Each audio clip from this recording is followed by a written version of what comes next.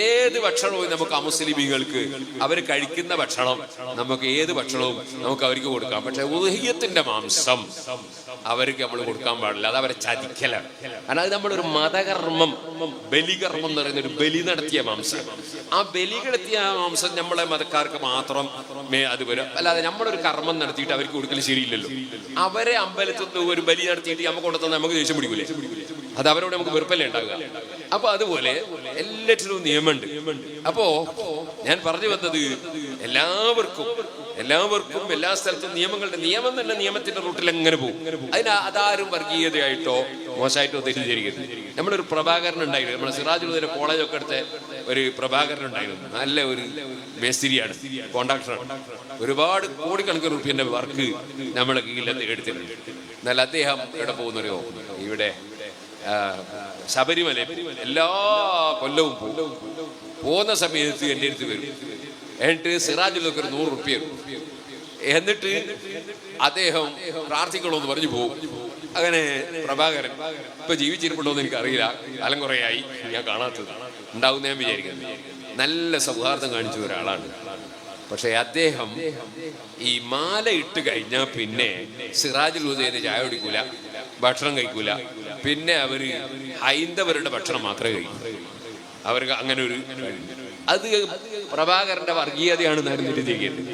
അതവരുടെ മതത്തിന്റെ അവരുടെ ആചാരത്തിന്റെ ഒരു നിയമമാണ്. ആ നിയമം പാലിക്കൽ അത് വർഗീയതയല്ല. വർഗീയത എന്ന് പറഞ്ഞാൽ ഒരു വർഗത്തെ ബുദ്ധിമുട്ടിക്കുന്ന നിലക്ക്, ഒരു വർഗത്തിന് പ്രയാസമുണ്ടാക്കുന്ന നിലക്ക് ഒരാൾ പ്രവർത്തിക്കുമ്പോൾ അതാണ് വർഗീയത. അതായത് മുസ്ലിമീങ്ങൾക്ക് പ്രയാസമൊന്നും ഉണ്ടായിരുന്നു, ഹിന്ദുക്കൾക്ക് എന്ത് പ്രയാസം ഉണ്ടായിരുന്നില്ല, അങ്ങനെ ഒരു ഇസ്ലാമില്ല. അങ്ങനെ മുസ്ലിമീങ്ങൾ ചിന്തിക്കാൻ പാടില്ല. അല്ലെ, ക്രിസ്ത്യാനിക്ക് എന്ത് പ്രശ്നമായാലും ഇല്ല, അങ്ങനെ ഇസ്ലാമിലില്ല. ഇസ്ലാമിൽ അഹിബ്ബൽ ഇന്നാസി നബി തങ്ങൾ അങ്ങനെ പറഞ്ഞു, മനുഷ്യന്മാർക്ക് നീ ഇഷ്ടപ്പെടണം. മാ തുഹിബ്ബുലി നഫ്സിക, നിന്റെ സ്വന്തം ശരീരത്തിന് ഇഷ്ടപ്പെടുന്നത് മനുഷ്യന്മാർക്ക് ഇഷ്ടപ്പെടണമെന്ന് തന്നെ. മുസ്ലിമിയൊക്കെ ഇഷ്ടപ്പെടണമെന്നല്ല പറഞ്ഞത്. മനുഷ്യരെ മനുഷ്യരായി കാണുക, അതാണ് ഇസ്ലാം. അവിടെ വിവേചനമില്ല, വർഗീയതയില്ല, അതുപോലെ തന്നെ യാതൊരു അക്രമവും ഇല്ല. ഇസ്ലാം വളരെ ഭദ്രമാണ്, വളരെ സുന്ദരമാണ്.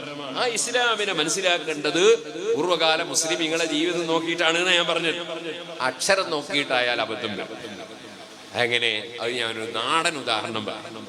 ഒരാളൊരു ആസ്പത്രിയിൽ വന്നു. ആസ്പത്രിയിൽ 10-100 കൊല്ലായിട്ട് നടക്കുന്ന ഒരു ആസ്പത്രിയാണ്, മെഡിക്കൽ കോളേജാണ് കുട്ടികള്. അപ്പൊ വന്നപ്പോ ഇയാള് നേരെ കയറി വന്നിട്ട് ചുമരിന്റെ മേൽ കാർക്കിച്ചൊന്ന് തുപ്പി. ചുമര, ആസ്പത്രിന്റെ ചുമരുമേൽ കാർക്കിച്ച് തുപ്പി. അപ്പൊ വാച്ച്മാൻ വന്ന്, സെക്യൂരിറ്റി വന്ന്, എന്താ ഇവിടെ തുപ്പുന്നതെന്ന് ചോദിച്ചു. അപ്പൊ ഇയാള് പറഞ്ഞു, നിങ്ങളെന്താ എന്നെ ചോദ്യം ചെയ്യാൻ? അവിടെ എഴുതി വെച്ചത് കണ്ടില്ലേ, ഇവിടെ തുപ്പുക എന്ന് എഴുതി വെച്ചിട്ടുണ്ട്, അതനുസരിച്ച് ഞാൻ പ്രവർത്തിച്ചു.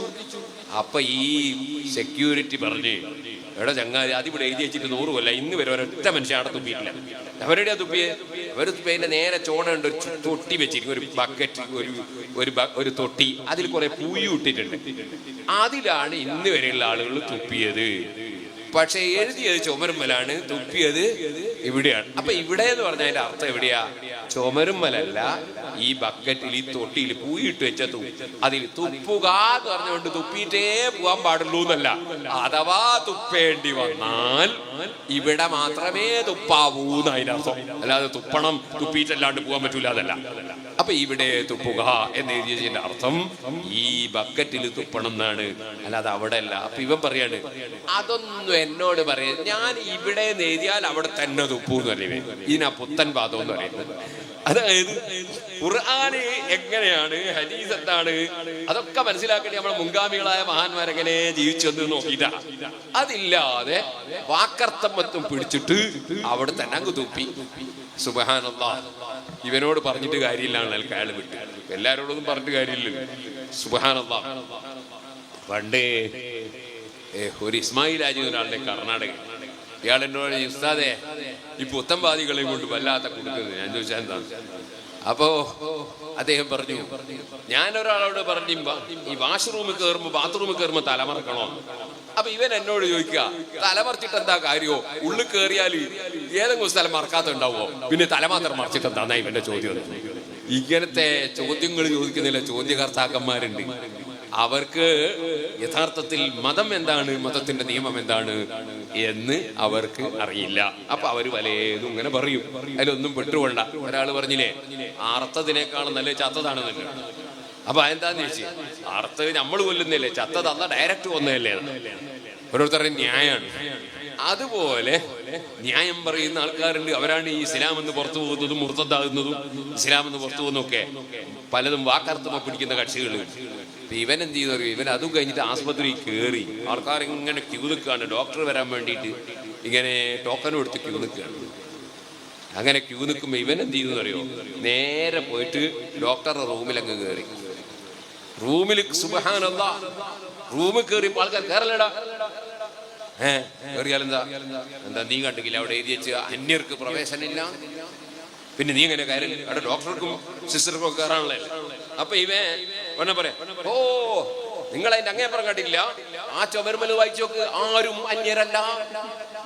അപ്പൊ അതിന്റെ അപ്പുറത്തും ആരും അന്യരല്ല എന്നുണ്ട്. അതാ മൂപ്പര തെളിവ്. കയറാനേ കേറിയത് മാത്രല്ല, കേറിയിട്ട് ഇവൻ ഡോക്ടറുടെ ആ പ്രഷർ പരിശോധിക്കുന്ന സാധനവും അതുപോലെ ടെലസ്കോപ്പ് എടുത്തിട്ട് അയാള് മെല്ലെ പുറത്തേക്ക് വരികയാണ്. അപ്പൊ പോലീസുകാർ അത് പിടിച്ചു. എന്താടാ ഈ സാധനം എടുത്തു കൊണ്ടുപോകുന്നത്, നീ എന്താ ഉള്ളിൽ കയറിയെന്ന് ചോദിച്ചു. അവരെ ഉള്ളിൽ കയറിയതോ, ഉള്ളിൽ കയറിയത് അവിടെ ഇങ്ങനെ എഴുതി വെച്ചിട്ടുണ്ട്, അന്യർക്ക് പ്രവേശനമില്ല. അപ്പുറത്ത് ഇങ്ങനെ എഴുതിയിട്ടുണ്ട് ആരും അന്യരല്ല. അപ്പൊ ഞാൻ കടന്ന് അതായിക്കോട്ടെ, പിന്നെ ഇതെന്താ എടുക്കാൻ കാരണം എന്ന് വെച്ചു. ഇതെന്താ എടുക്കാൻ കാരണം, ഇത് ഗവൺമെന്റ് മെഡിക്കൽ കോളേജ് അല്ലേ, നിങ്ങൾ അതിന്റെ അങ്ങനെ ചുമരുമൽ വായിച്ചു നോക്ക്, പൊതു മുതൽ സ്വന്തം എന്ന് കരുതണം. അപ്പൊ പൊതു മുതൽ സ്വന്തം എന്ന് കരുതണമെന്ന് എഴുതി വെച്ചിട്ടില്ലേ. അപ്പൊ ഇത് പൊതു മുതലല്ലേ, സ്വന്തം എന്ന് കരുതിയാ പിന്നെ എടുക്കെടുത്ത് പോകുന്നതിന് എന്താ. ഇപ്പൊ എല്ലാറ്റിനും തെളിവില്ലേ, എല്ലാറ്റിനും തെളിവുണ്ട് അല്ലേ. ഇതുപോലെയാണ് ഖുർആൻ ദുർവ്യാഖ്യാനം ചെയ്യുന്ന, ഹദീസ് ദുർവ്യാഖ്യാനം ചെയ്യുന്ന ആളുകൾ. അവിടെ ഒക്കെ നോക്കേണ്ടത് എങ്ങനെ ഇന്നേ വരെയുള്ള ആളുകൾ നടന്നു വന്നത് നോക്കണം. ഇന്നേ വരെയുള്ള ആളുകൾ എങ്ങനെ നടന്നു വന്നു, അതാണ് ഇസ്ലാം. അപ്പൊ എല്ലാ വിഷയത്തിലുള്ളത്, എല്ലാ കാര്യത്തിലുള്ളത് ഇന്ന് വരെയുള്ള ആളുകൾ നടന്നു വന്നത് എങ്ങനെയാണ്. അപ്പൊ ഇന്ത്യ രാജ്യത്ത് 1400-ലധികം കൊല്ലമായിട്ട് ഇസ്ലാം മതം വന്നിട്ടുണ്ട്. അന്ന് മുതൽ ഇന്ന് വരെയുള്ള മുസ്ലിം പണ്ഡിതന്മാർ, മുസ്ലിമീങ്ങൾ എത്ര സൗഹാർദ്ദത്തിലാണ് ഇവിടെ ജീവിച്ചു വന്നത്. അതേ സൗഹാർദ്ദം പുലർത്തി തന്നെയാണ് എന്നും ജീവിക്കേണ്ടത്. ഒരിക്കലും ഒരു മുസ്ലിം ചെറുപ്പക്കാരനും തീവ്രവാദിയോ ഭീകരവാദിയോ അക്രമകാരിയോ വർഗീയവാദിയോ ഒന്നും ആകാൻ പാടില്ല. അതിനൊന്നും ഇസ്ലാം അനുവദിച്ചിട്ടില്ല. യഥാർത്ഥ ഇസ്ലാം എന്താണെന്ന് മുൻഗാമികളായ മഹാന്മാരാണ് ഇവിടെ പഠിപ്പിച്ചു തന്നത്. അവരെ ജീവിതത്തിൽ പകർത്തി ജീവിക്കണം. നമ്മുടെ തടീച്ചക്ക് വഴിപ്പെട്ടൊന്നും ജീവിക്കരുത്. ഇൻഷാ അല്ലാഹ് ഞാൻ ഇപ്പോൾ നീട്ടി സംസാരിച്ച് നിങ്ങളെ ബുദ്ധിമുട്ടിക്കുന്നില്ല, ഞാൻ ബുദ്ധിമുട്ടൊന്നുമില്ല. ഒരു ചെറിയ ചരിത്രം പറഞ്ഞുകൊണ്ട് ഞാൻ എൻ്റെ പ്രസംഗം നിർത്തട്ടെ. നമുക്ക് ഏത് പ്രവൃത്തി ചെയ്യുമ്പോഴും ഇഖ്ലാസ് വേണം. പടച്ചവന്റെ പൊരുത്തം മാത്രം കരുതി നമ്മൾ പ്രവർത്തിക്കണം. വേറെ ഭൗതികമായ ലക്ഷ്യങ്ങളൊന്നും നമുക്കുണ്ടാകാൻ പാടില്ല. അൽഹംദുലില്ലാഹ് ഇവിടെ എന്താണ് ത്വയ്ബ, അതല്ലേ ആ കാണുന്നത് അല്ലേ? ത്വയ്ബ എന്ന് പറഞ്ഞാൽ അത് മദീനയുടെ ഒരു പേരാണ്. ത്വയ്ബ, മദീന, യസ്രിബ് ഇങ്ങനെ തുടങ്ങിയിട്ട് മദീനക്ക് കുറെ പേരുകൾ, അതിൽപ്പെട്ട ഒരു പേരാണ് ത്വയ്ബ. അപ്പൊ മദീനയുടെ പേരിൽ വെച്ചുകൊണ്ട് ഇവിടെ ഒരു ചെറിയ സ്ഥാപനം, അൽഹംദുലില്ലാഹ്, അല്ലാഹു തആല ദീനിന്റെ ഇൽമ് പറയാന്, കേൾക്കാന്, പഠിക്കാന്, ക്ലാസ് എടുക്കാന്, അതുപോലെ ദിക്ർ ചൊല്ലാന്, ദുആ നടത്താന്, അതിനൊക്കെ വേണ്ടിയാണ് അത് നിർമ്മിക്കുന്നത്. അല്ലാഹു തആല അത് ഖബൂൽ ചെയ്യട്ടെ. അത് നമുക്ക് അല്ലാഹു തആല പൂർത്തീകരിച്ചു തരട്ടെ. സുഹൃത്തുക്കളെ, ഇഖ്ലാസ് എന്ന് പറഞ്ഞാൽ, ഇഖ്ലാസ് ഉണ്ടെങ്കിൽ അല്ലാഹുവിന്റെ സഹായം ഉണ്ടാവും, യാതൊരു സംശയവുമില്ല. സിറാജുൽ ഹുദക്ക് ആദ്യമായിട്ട് തറക്കല്ലിടുന്ന ദിവസം ഒന്നുമില്ല, ആകെ 19 സെന്റ് സ്ഥലം, അവിടെ പോകാൻ വഴിയില്ല. പിന്നെ സ്ഥലത്തിന് പൈസയും കൊടുത്തിട്ടില്ല, ചെറിയൊരു പൈസ ആരോടോ കടം വാങ്ങിയിട്ട് അഡ്വാൻസ് കൊടുത്തിട്ടുണ്ട്. എന്നിട്ട് ഉടമസ്ഥനോട് തൽക്കാലം തറക്കല്ലിടാൻ വേണ്ടി സമ്മതം ചോദിച്ചിട്ട് അവിടെ തറക്കല്ലിടൽ വെച്ചു. 2 വലിയ ആലിമീങ്ങളെ ക്ഷണിച്ചു. 2 ആളും വഫാത്തായി പോയി. അല്ലാഹു അവരെ ഖബറിൽ ദർജ കൊടുക്കട്ടെ. 2 ആളും, ഒരാൾ ആദ്യം തന്നെ പറഞ്ഞു ഞാൻ വരുന്നില്ല എന്ന് പറഞ്ഞു, മറ്റൊരു വരുമെന്ന് പറഞ്ഞ് നോട്ടീസെല്ലാം ഇറക്കി, പിന്നെ വരുന്നില്ല. അപ്പോൾ അവിടെയുള്ള വയസ്സായ തങ്ങളുണ്ട്, അതുപോലെ കുഞ്ഞബ്ദുല്ലാജി ഉണ്ട്, വളരെ പ്രായമുള്ളവരാണ്. അവർക്കൊക്കെ ഭയങ്കര സങ്കടമായി. ഞാൻ നന്ന് ചെറുപ്പക്കാരൻ, എനിക്ക് അന്ന് 30 വയസ്സേ ഉള്ളൂ. അപ്പോൾ ഞാൻ നല്ല ചെറുപ്പക്കാരനാണ്. ഞാൻ വരാന്ന് പേടിക്കണ്ട, നമുക്ക് അലിബാബയ്ക്ക് തങ്ങളെ ക്ഷണിക്കാറുണ്ട്. അലിബാബയ്ക്ക് തങ്ങളാണ് സിറാജുൽ ഖാദിയായിട്ട് തറക്കല്ലിട്ട്. അന്നത്തെ ദിവസം ഏതാ മഴ എന്നറിയുന്നത്. സുബ്ഹാനല്ലാഹ്, വഴുതിയിട്ട് നടന്നു പോകാനൊന്നും കഴിയുന്നില്ല. അപ്പൊ എന്തായിരിക്കും അന്നേരം അതൊരു വിഷമോ? പക്ഷെ ഇഖ്ലാസ് ഉണ്ടായിരുന്നു. പടച്ചോന്റെ പുറത്ത് മാത്രം കരുതി ചെയ്താ. അതുകൊണ്ട് മഴ ഉണ്ടായത് കൊണ്ട് അൽഹംദുലില്ലാഹ് അല്ലാണ്ട് വേര് പിടിച്ചു എന്നല്ലാണ്ട് വേറെ ഒന്നും സംഭവിച്ചിട്ടില്ല. നല്ല മഴയായിരുന്നു. അപ്പൊ ഇന്നിപ്പോ മഴ പെയ്തുകൊണ്ടൊന്നും നമ്മളൊന്നും ബേജാറാണ്ടി ഒന്നുമില്ല. കൊടുക്കുന്നവനും തടയുന്നവനും അറിയുകയാണ്. അതുകൊണ്ട് നമ്മുടെ പ്രവർത്തനങ്ങളൊക്കെ നമ്മൾ പ്രവർത്തിക്കണം. പക്ഷേ റൂട്ട് റെഡി ആയിരിക്കണം. റൂട്ട് തെറ്റിപ്പോകാൻ പാടില്ല. വസ്തഖിം കമാ ഉമിർത, കൽപ്പിക്കപ്പെട്ടതുപോലെ നേർക്കുനേരെയായിരിക്കും. അപ്പൊ ഞാനൊരു ചെറിയ സംഭവം പറയാൻ തന്നെ ഇഖ്ലാസിനെ പറ്റിയാണ്. ലോകത്തുള്ള പോലത്തെ എല്ലാ ഉലിയാക്കളും അവരുടെ കിതാബുകളിൽ ഏറ്റവും ബഹുമാനിച്ച് പറയുന്ന ഒരു മഹാനാണ് ജുനൈദുൽ ബഗ്ദാദി റളിയല്ലാഹു അൻഹു. ജുനൈദുൽ ബഗ്ദാദി റളിയല്ലാഹു അൻഹു പറയാണ്, ഞാൻ ഈ ഇഖ്ലാസ് പഠിച്ചത് ഒരു ബാർബറിൽ നിന്നാണ്. ഒരു ബാർബർ അല്ലെങ്കിൽ കൊമ്പ് വെക്കുന്ന ആള്, അങ്ങനെയുള്ള ഒരാളെടുത്തുനിന്നാണ് ഞാൻ ഹിജാമ വെക്കുന്ന ഒരു ബാർബർ എടുത്തുനിന്നാണ് ഞാൻ ഇഖ്ലാസ് പഠിച്ചത്.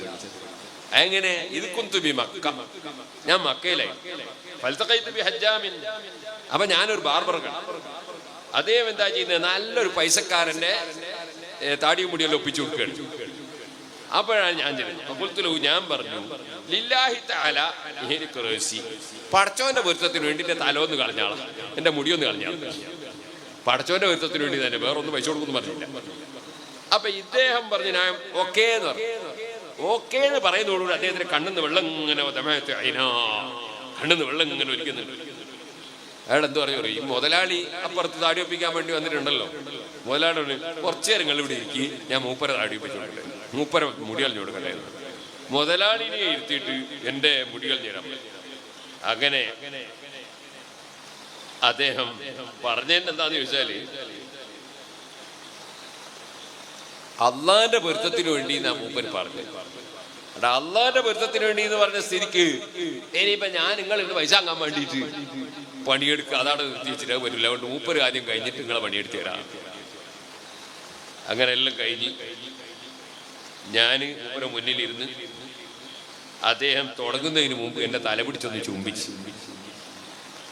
അങ്ങനെ പിന്നെ മുടി കളയാൻ തുടങ്ങി. മുടിയെല്ലാം കളഞ്ഞു കഴിഞ്ഞപ്പോ എനിക്ക് അദ്ദേഹം ഒരു ചെറിയ കവറ് തന്നു. അതില് ചെറിയ സംഖ്യ ഉണ്ട്. എന്നോട് നിങ്ങൾ ആവശ്യത്തിന് ചെലവായിക്കോളി. പൈസ അങ്ങോട്ട് കൊടുത്തിട്ടില്ല മാത്രല്ല ഇങ്ങോട്ട് തന്ന്. ഞാൻ പണ്ട് ഷാർജയില് സെയ്ത്തില് ഒരു അബ്ദുണ്ടായിരുന്നു ബാർബർ.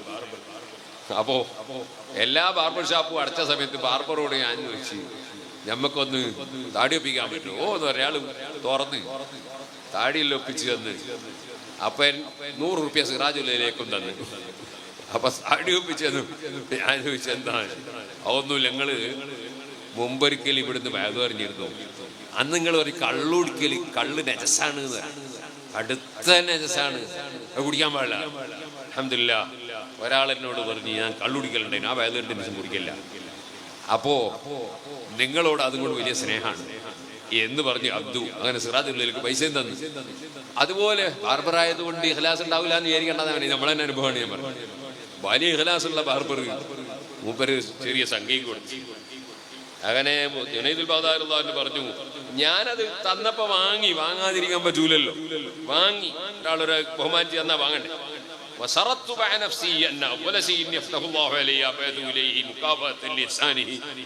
മനസ്സിൽ ഞാൻ വിചാരിച്ച് എനിക്ക് എവിടുന്നെങ്കിലും എന്തെങ്കിലും കിട്ടിയാല് അദ്ദേഹത്തിന് ഈ ചെയ്ത ഉപകാരത്തിന് പകരം അത് അയാൾക്ക് കൊടുത്തേക്കണോന്ന് ഞാൻ എന്റെ മനസ്സുകൊണ്ട് ഉറപ്പിച്ച് തീരുമാനിച്ചു.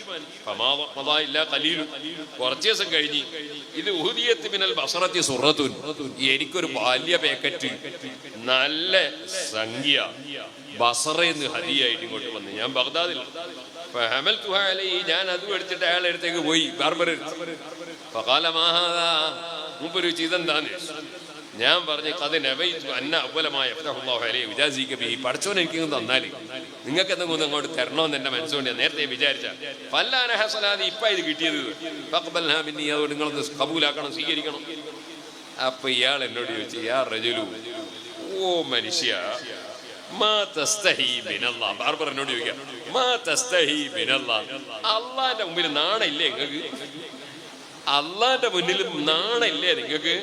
ഫൈനൊക്കെ അമർത്തനിയാൻ ഇല്ല, നിങ്ങളല്ലേ അള്ളാന്റെ പൊരുത്തത്തിന് വേണ്ടി നിങ്ങളെ മുടി കളഞ്ഞിരണമെന്ന് എന്നോട് പറഞ്ഞ് സുമ്മ ജീത്തയിലെ ബില്ലുജുരത്തിന്റെ ഇപ്പോ അതിന് പകരം സാധനം കൊണ്ട് വന്നിരിക്കുക.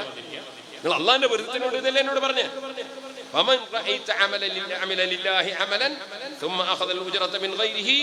അള്ളാഹുവിന് വേണ്ടി ഒരു പ്രവൃത്തി ചെയ്തിട്ട് പിന്നെ വേറൊരാളോട് കൂലി വാങ്ങി അങ്ങനെ ആരെങ്കിലും നിങ്ങൾ ഇന്നേ വരെ കണ്ടിട്ടുണ്ടോ എന്ന് ചോദിച്ചു എന്നോട്. ഞാൻ മൂപ്പരെന്ന ഇഖ്ലാസ് പഠിച്ചത് എന്ന് പറഞ്ഞു. ആര്? ജുനൈദുൽ ബഗ്ദാദി റളിയല്ലാഹു അൻഹു. ജുനൈദുൽ ബഗ്ദാദിനെ ചില്ലറക്കാരനാന്ന് വിചാരിക്കണ്ടോ? ജുനൈദുൽ ബഗ്ദാദി റളിയല്ലാഹു അൻഹു ചില്ലറക്കാരനല്ല, വലിയ കറാമത്തുകളുള്ള വലിയ മഹാനാണ് ജുനൈദുൽ ബഗ്ദാദി റളിയല്ലാഹു തആല അൻഹു. സുബ്ഹാനല്ലാഹ്. മൂപ്പരെ കണ്ണിന് ചെങ്ങണ്ട് രോഗമായി.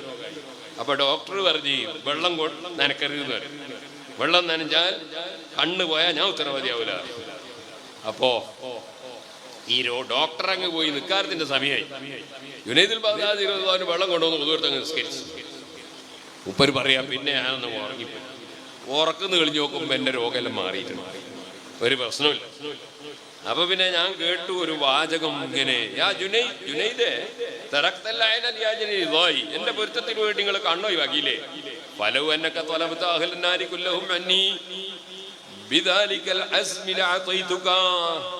നിങ്ങൾ എന്റെ പൊരുത്തം മാത്രം കരുതിയിട്ട് വുളു എടുത്ത ആളാണല്ലേ. നിങ്ങളെങ്ങാനും ചോദിച്ചിട്ടുണ്ടെങ്കിൽ നരകത്തുനിന്ന് തന്നെ നിങ്ങൾ ആരെ ചോദിച്ചാലും ഞാൻ ഒഴിവാക്കി തരും. പിന്നല്ലേ കണ്ണിന്റെ രോഗം ഒഴിവാക്കി തരും. ഇപ്പൊ കൈമല്ല ഇനി പിന്നല്ലേ കണ്ണിന്റെ പ്രശ്നം. സുബ്ഹാനല്ലാഹ്. കുറച്ച് കഴിഞ്ഞിട്ട് ഡോക്ടർ വന്ന് ചികിത്സക്ക് വേണ്ടി കണ്ണിനൊരു രോഗം ഇല്ലാതെ കാണുകയാണ്. അദ്ദേഹം ഒരു ക്രിസ്ത്യാനിയായിരുന്നു. അപ്പൊ അദ്ദേഹം ചോദിച്ചു, എന്താ നിങ്ങളെ കണ്ണിങ്ങനെ സുഖമായത്? സംഭവം എല്ലാം പറഞ്ഞു. ആ സമയത്ത് ആ ഡോക്ടർ പറയാണ്, അശ്ഹദു അല്ലാ ഇലാഹ ഇല്ലല്ലാഹ് അശ്ഹദു അന്ന മുഹമ്മദർ റസൂലുള്ളാഹ്. അല്ലാഹുവാണ് രോഗം സുഖപ്പെടുത്തുന്നവൻ, മരുന്നല്ല, ഡോക്ടറല്ല. അല്ലാഹുവാണ് സുഖപ്പെടുത്തുന്നവൻ. സുഹൃത്തുക്കളെ, അത്തരത്തിലുള്ള വലിയ മനക്കരുത്തുള്ള മഹാനാണ് ജുനൈദുൽ ബഗ്ദാദി റളിയല്ലാഹു അൻഹു. ഇബ്രാഹിം നബി അലൈഹിസ്സലാത്തു വസ്സലാം എന്തുകൊണ്ടാണ് ഭക്ഷണം കൊടുത്തത് എന്ന വിവരണം നൽകിയപ്പോ ആ മജൂസി ചിന്തിക്കുന്നു, ഞാൻ തീയിനെയല്ലേ ആരാധിക്കാറുള്ളത്, അതേ സമയത്ത് ഇബ്രാഹിം എനിക്കൊരു നേരത്തെ ഭക്ഷണം തരാതിരുന്നപ്പോൾ ഇബ്രാഹിമിനെ വിളിച്ച് പടച്ചവൻ ചോദ്യം ചെയ്തുവല്ലോ. ആ പടച്ചവനെയല്ലേ ആരാധിക്കാൻ കൂടുതൽ അർഹതയുള്ളവനായി എനിക്ക് ബോധ്യപ്പെടുന്നത്. അശ്ഹദു അല്ലാ ഇലാഹ ഇല്ലല്ലാഹ്. ആ മജൂസി ഇബ്രാഹിം നബി അലൈഹിസ്സലാമിന്റെ മുമ്പിൽ വെച്ച് അല്ലാഹുവിനെ മാത്രമേ ആരാധിക്കുകയുള്ളൂ എന്ന് പ്രഖ്യാപിക്കുകയാണ്. അപ്പൊ സൗഹാർദ്ദത്തിലും സഹകരണത്തിലും പടച്ചവന്റെ വിശാലമായ കാരുണ്യം, ആ കാരുണ്യം അനുസരിച്ച് മറ്റുള്ളവർക്ക് കാരുണ്യം ചെയ്യുന്നവരായി നമ്മുടെ ജീവിതം നയിക്കണമെന്ന് എല്ലാവരോടും ഓർമ്മപ്പെടുത്തി ഞാൻ എൻ്റെ വാക്കുകൾ അവസാനിപ്പിക്കട്ടെ. വലിയ വഅദ് പറയുന്ന മഹാനായിരുന്നു മൻസൂർ ഇബ്നു അമ്മാർ റളിയല്ലാഹു അൻഹു. അതിങ്ങനെ പറയുമ്പോ ഒരു പാപപ്പെട്ട മനുഷ്യൻ വന്ന് ഒരു 4 ദിർഹമിന്റെ ആവശ്യമുണ്ട് ഉസ്താദേ എന്നാവശ്യപ്പെട്ടപ്പോ മൻസൂർ ഇബ്നു അമ്മാർ തങ്ങൾ വഅദിൽ പറഞ്ഞു, 4 ദിർഹം തന്നാൽ ഞാൻ 4 ദുആ നടത്തി തരും. 6 തരും ഈ പാവപ്പെട്ടവനൊരു 4 ദിർഹം. സുബ്ഹാനല്ലാഹ്. ഒരു കടുത്ത തോന്നിയാസം ചെയ്യുന്ന ഒരു മുതലാളി അയാളുടെ ഒരു അടിമയെ 4 ദിർഹമും കൊടുത്തിട്ട് അങ്ങാടിന്ന് കൂട്ടു വാങ്ങാൻ വേണ്ടി പറഞ്ഞേച്ചിട്ടുണ്ട്. അയാൾ ഈ പോന്ന പോക്കിന് വയല് കിട്ടും. അപ്പൊ 4 ദുആ തരൂന്നല്ലേ വയലിൽ ഉസ്താദ് പറഞ്ഞു. എന്നാ പിന്നെ ഫ്രൂട്ട് വാങ്ങൽ അവിടെ കേട്ടെ, ഞാൻ ദ്വാ വാങ്ങട്ടെ വിചാരിച്ചു. അദ്ദേഹം 4 ദിർഹം കൊണ്ട് കൊടുത്തു. 4 ദ്വാ വേണം ഉസ്താദേ. എന്തിനാ ദ്വാരക്കേണ്ടതെന്ന് ചോദിച്ചു. അപ്പൊ ഇയാള് പറഞ്ഞു, ഈ ദ്വാരക്കേണ്ടത് ഞാനൊരു അടിമയാണ്, എനിക്ക് മോചനം കിട്ടാൻ വേണ്ടി ദ്വാരക്കണം. അല്ലാഹുവേ, അദ്ദേഹത്തിന് നീ അടിമത്വത്തിൽ മോചനം കൊടുക്കണേ. ഇനി എന്താ വേണ്ടത്? ഇനി എന്റെ മുതലാളി തീരെ ശരിയില്ല, ആ മുതലാളി ഒന്ന് നല്ല ആളായിട്ട് നന്നാകാൻ വേണ്ടി ദ്വാരക്കണം. അല്ലാഹുമ്മ ഹ്ദി സയ്യിദഹു, അദ്ദേഹത്തിന്റെ മുതലാളിയെ സന്മാർഗത്തിലാക്കണേ. ഇനി എന്താ വേണ്ടത്? ഇനി ഉസ്താദെ, ഞാൻ വരുമ്പോ എന്റെ 4 ദിർഹം ഉണ്ടായിരുന്നു, 4 ഇപ്പൊ ഇവിടെ തന്ന്, അവിടെ എനിക്ക് പകരം ദിർഹം കിട്ടണോന്ന്. അപ്പൊ മഹാനവറുകൾ, അല്ലാഹുവേ ബദ്ദിൽഹു മക്കാന ദറാഹിമിഹി, അദ്ദേഹത്തിന്റെ ദിർഹമിന് പകരം നീ പകരം കൊടുക്കണേ. ഇനി എന്താ വേണ്ടത്? നാലാമത്തത് എനിക്ക് അല്ലാഹു പുറത്തു തരണം. അയാൾ പറയുന്ന ഉസ്താദിനും അല്ല പുറത്തു തരണം. പിന്നെയോ എന്റെ മുതലാളിക്കും അല്ല പുറത്തു തരണം. അതിന്റെ കൂടെ ഈ മജ്‌ലിസിലുള്ള എല്ലാവർക്കും അല്ലാഹു തആല പുറത്തു തരണം. അതിനു വേണ്ടി ദുആ ചെയ്യണം. മൻസൂർ ഇബ്നു അമ്മാർ തങ്ങളുടെ തന്നെ ദുആ ചെയ്തു, അല്ലാഹുമ്മ ഗ്ഫിർലി, അല്ലാഹുവേ എനിക്ക് പൊറുക്കണേ. വലിഹാദൽ ഉലബി, ഈ ചെറുപ്പക്കാരനും പൊറുക്കണേ. വലി സയ്യിദി, അദ്ദേഹത്തിന്റെ മുതലാളിക്കും പൊറുക്കണേ. വലിഹാദൽ അഹ്ലിഹാദൽ മജ്ലിസി, മജ്ലിസിലുള്ള എല്ലാവർക്കും പൊറുത്തു തരണേ. 4 ദുആയും വാങ്ങിയിട്ട ചെറുപ്പക്കാരൻ മുതലാളിയുടെ സമീപത്തേക്ക് ചെന്നിട്ട് പറഞ്ഞു, മുതലാളി ഫ്രൂട്ട് വാങ്ങിയിട്ടില്ല, 4 ദുആയാ വാങ്ങിയത്. ഇയാൾ എന്താ വാങ്ങിയ ദുആ? വിഷയങ്ങളൊക്കെ പറഞ്ഞു. ഒന്നാമതായി ദുആ വാങ്ങിയത് എനിക്ക് മോചനം കിട്ടണമെന്നാണ്. ഉടനെ അദ്ദേഹത്തിന്റെ മനസ്സിൽ മാറ്റം വന്നു. മഹാന്മാരുമായുള്ള ബന്ധം ഏത് ഇരുമ്പിനെയും ഉരുക്കിക്കളഞ്ഞേക്കും. സുബ്ഹാനല്ലാഹ്, ഇത് തൊട്ടതിനെ തൊട്ടതാണ്. അല്ലേ, അടുപ്പിൽ വെച്ച് തീ, ആ തീ കൊണ്ട് ചൂടായ ചെമ്പ്, ആ ചെമ്പ് കൊണ്ട് ചൂടായ വെള്ളം, അതല്ലേ നമ്മുടെ തിളക്കുന്ന വെള്ളം. ഇനി ആ തിളക്കുന്ന വെള്ളത്തിൽ നിങ്ങൾ ഒരു സൂചി കുത്തിയിട്ടെടുത്താലോ അതിനും ചൂടുണ്ടല്ലോ. തീയുമായി എത്ര അകലം വന്നു, പക്ഷേ ചൂട് ആ സൂചിക്കും കിട്ടുന്നുണ്ടല്ലോ. അതേ, ഈ മുതലാളി അവിടെ പോയിട്ടില്ല, പക്ഷേ കണക്ഷൻ ഉണ്ടായിട്ടുണ്ട്. ആ കണക്ഷൻ വകയിൽ അല്ലാഹു കൊടുക്കുന്ന ബർക്കത്ത് മുതലാളിയുടെ മനസ്സങ്ങ് മാറി. ഞാൻ നിന്നെ അടിമത്തത്തിൽ മോചിപ്പിച്ചു. രണ്ടാമത് നീ ചോദിച്ചു വാങ്ങിയ ദുആ എന്താണ്? അതെന്റെ മുതലാളി ഒന്ന് നന്നാകണമെന്നാണ്. അപ്പൊ തന്നെ തീരുമാനിച്ചു, ഇനി ഞാൻ തോന്നിവാസത്തിനില്ല, ഹറാബിനില്ല, ഞാനൊരു മുത്തഖിയായി ജീവിക്കും. തൗബ ചെയ്ത് അപ്പോൾ തന്നെ നന്നായി. മൂന്നാമത്തെ ദുആ എന്താണ്? അത് ഞാൻ ഉസ്താദിനോട് പറഞ്ഞു, എൻ്റെ കയ്യിലുള്ള 4 ദിർഹമും കൊടുത്തല്ലോ, പകരം കിട്ടണോന്ന് ഞാൻ ഉസ്താദിനോട് ദ്വാരക്കാൻ പറഞ്ഞു. ഉസ്താദ് ദ്വാ ചെയ്തു. അപ്പൊ മുതലാളി പറഞ്ഞു, 4000 പകരം നിനക്ക് ഞാൻ തരും. 4000 പാസായി. പിന്നെന്താണ് എന്ന് ചോദിച്ചപ്പോ പറഞ്ഞു, എനിക്കും അല്ല മാപ്പ് തരണം, നിങ്ങൾക്കും അല്ല മാപ്പ് തരണം, വഅദ് പറഞ്ഞ ഉസ്താദിനും അല്ല മാപ്പ് കൊടുക്കണം, സദസ്സിലുള്ളവർക്കും മാപ്പ് കൊടുക്കണം. അതിനുവേണ്ടി പ്രാർത്ഥിക്കാനാ പറഞ്ഞത്. അപ്പ ഈ മുതലാളി പറഞ്ഞു, 3 കാര്യവും ഞാൻ ഇടപെട്ട് ചെയ്യാൻ അല്ലാഹുവിന്റെ തൗഫീഖ് കൊണ്ട് കഴിയുന്ന കാര്യങ്ങളാണ്. അതേ സമയത്ത് ഇതിലെനിക്ക് പ്രവേശനമില്ല. നിനക്ക് മാപ്പ് തരാനോ, എനിക്ക് മാപ്പ് തരാനോ, ആ ഉസ്താദിന് മാപ്പ് കൊടുക്കാനോ, സദസ്സിലുള്ളവർക്ക് മാപ്പ് കൊടുക്കാനോ എന്നെ കൊണ്ട് കഴിയൂലല്ലോ. അത് അല്ലാഹുവിന്റെ അടുക്കലല്ലേ. അന്നത്തെ ദിവസം അദ്ദേഹം പോയി കിടന്നുറങ്ങുമ്പോ സ്വപ്നത്തിൽ കേൾക്കുകയാണ്, നിങ്ങൾക്ക് കഴിയുന്ന 3 കാര്യങ്ങൾ നിങ്ങൾ ചെയ്തുവല്ലേ, 4ാമത്തെ കാര്യം നിങ്ങളെ കൊണ്ട് പറ്റാത്തത് നിങ്ങൾ അതാ എന്നെ ഏൽപ്പിച്ചുവല്ലേ, നിങ്ങൾ വളരെ മോശക്കാരനായിട്ടോ 3 കാര്യം നിങ്ങളെ കൊണ്ട് കഴിയുന്നത് നിങ്ങൾ ചെയ്തിട്ടുണ്ടല്ലോ. എന്നാൽ എല്ലാവർക്കും കാരുണ്യം ചെയ്യുന്ന രാജാവായ പടച്ചവനായ ഞാൻ എന്നെ ഏൽപ്പിച്ച കാര്യം ചെയ്യാതിരിക്കുമോ? ഗഫർതുലക വലിഗുലാമിക വലി മൻസൂർ ഇബ്നു അമ്മാർ വലി അഹ്ലി മജ്ലിസിഹി.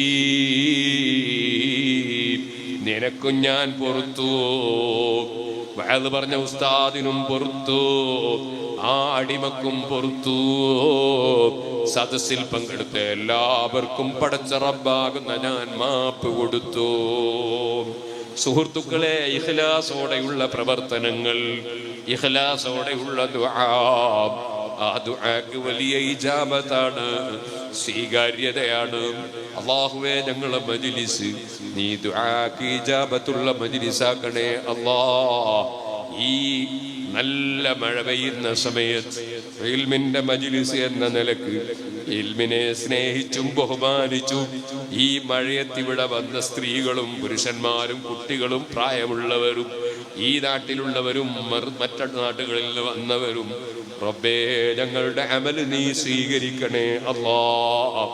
ഇഖ്ലാസുള്ള അമലാക്കണേ അല്ലാഹ്. ഞങ്ങളെ വാക്കുകളും പ്രവൃത്തികളൊക്കെ നിന്റെ പൊരുത്തത്തിലാക്കണേ അല്ലാഹ്.